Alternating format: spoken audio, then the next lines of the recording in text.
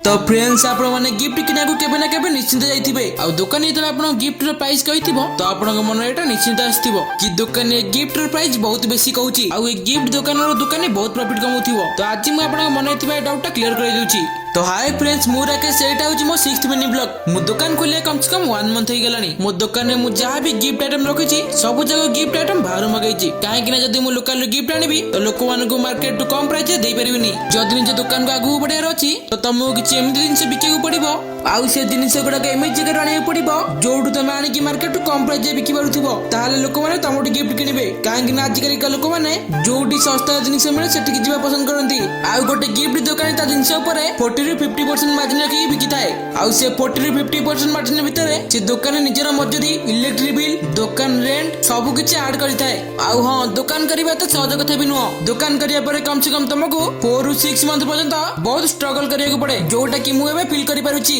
आउ हां जदी भी आपण माने मो दुकान आसी गिफ्ट नवा को चाहुछंदी ताले कमेंट सेक्शन में जणांतु मु आपन को प्रॉपर लोकेशन दे देबी आ आपन को फर्स्ट सेल रे आपन को 20 ରୁ 25% डिस्काउंट भी देबी बस आपण मो सब्सक्राइबर होइतबा दरकार आज रो मिनी ब्लॉग रे एतिकी रहउची जय जगन्नाथ।